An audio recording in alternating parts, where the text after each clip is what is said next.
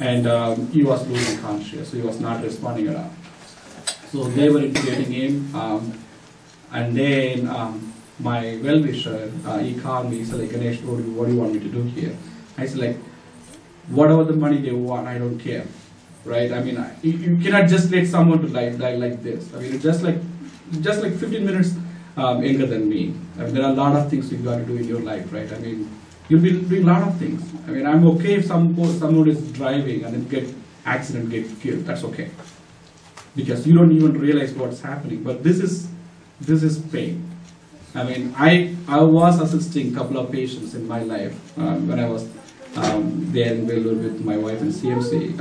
I know the pain of a patient, so I know how they feel. Especially when you know for sure that you'll be dying in a certain days or months, you know how the pain is. So I was giving care for like 3 cancer patients, and all 3 of them were given how many days they can survive. So I know the pain. I was with them.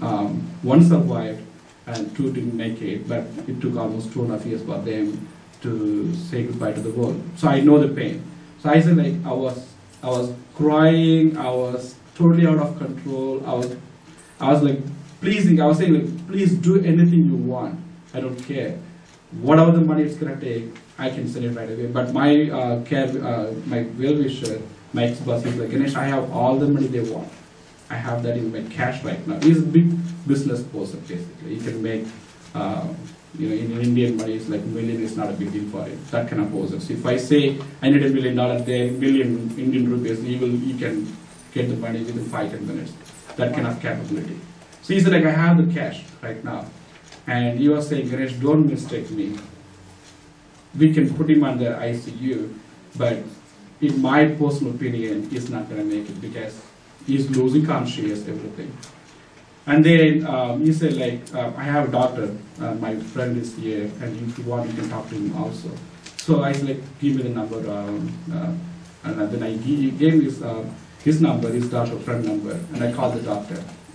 And this is what the doctor said. He said like, sir, I know it's pretty difficult because he's your own brother and twin brother, but the way I see things are here, the information I got from the top level doctors in CMC, he's not going to make it, not more than probably 2.5 hours, right?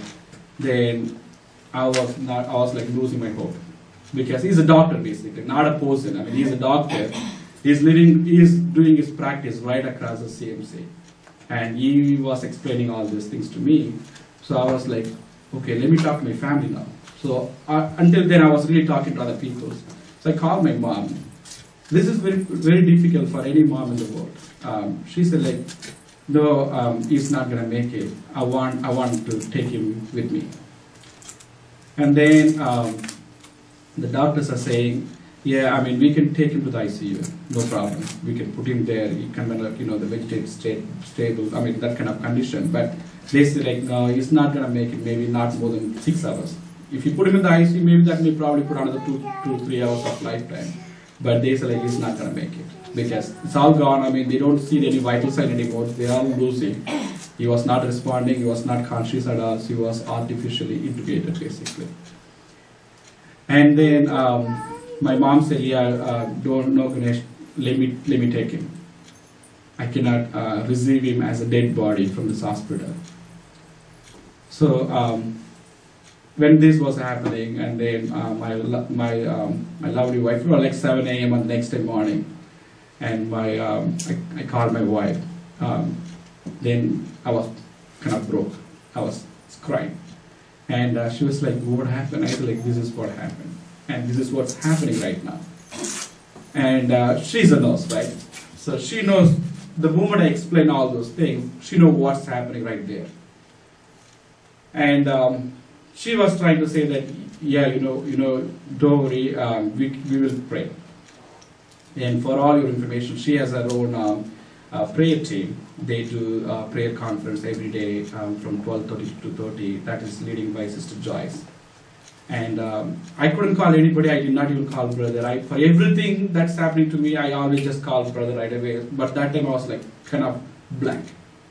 So she initiated the calls to our prayer team, and she also called the brother. And then I started getting the text message from brother. We are praying. and that was the Wednesday. So I went to the office. I could not even do anything, and people, because I usually pretty happy person in the office. People always wants to see my face at the starting the day. So I was pretty quiet.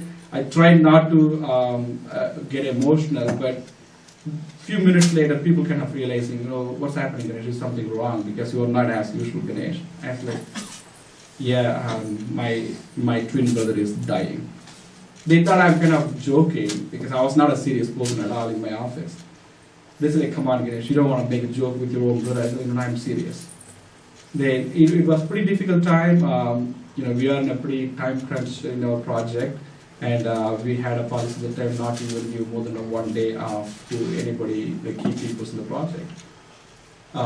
Then my wife was calling constantly. We were talking every 5-10 minutes, and I got the call from India all those times. And then my wife said, whether it is positive or negative, you should go. But she knew for sure it is negative. It's going to be negative because she is the medical person. She knows what's going to happen. So she's like, you should go to India. Then I was like, yeah, but I'm a manager, so I know what are the tasks and what are the deadlines. So on that day we had a big meeting for the whole project team meeting. We had somewhere around 200 people on a conference. And in that conference, we were declaring our PTO policy. We said, no vacation. You can take a day off maximum. And if you can not to take that one day off, we would appreciate all those activities. So that is what we were telling everybody. But here I am.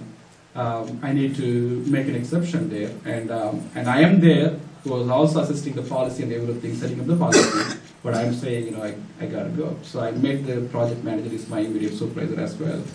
I sent him an email before the meeting. I was like, Chris, I need to talk to you after this conference. There is a family emergency. And he thought there is something wrong in my own family, my immediate family, because sometimes kids get sick, we go back to home. So after that meeting, we went to a room and he was asking, Ganesh, what happened? You're not as usual.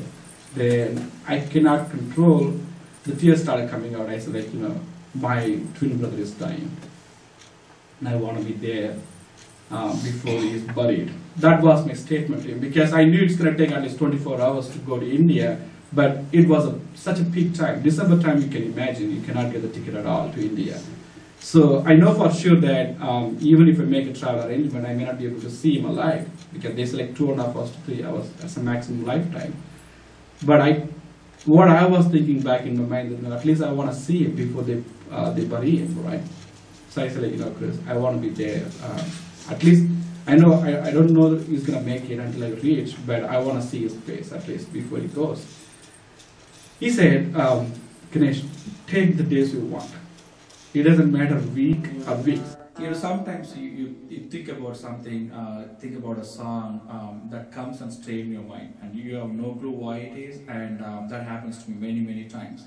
And when these incidents happening at the same time, all of a sudden, one song just come in my mind and stuck there, stuck right there, and I got to sing that song again and again until I find the reason after that, after singing that song. And that is what the song I'm gonna sing right now.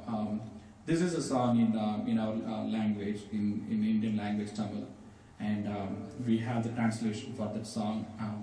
So I'm gonna sing that in my language, and then I will translate the meaning of the song. Then you will understand why that song stuck in my mind. Okay.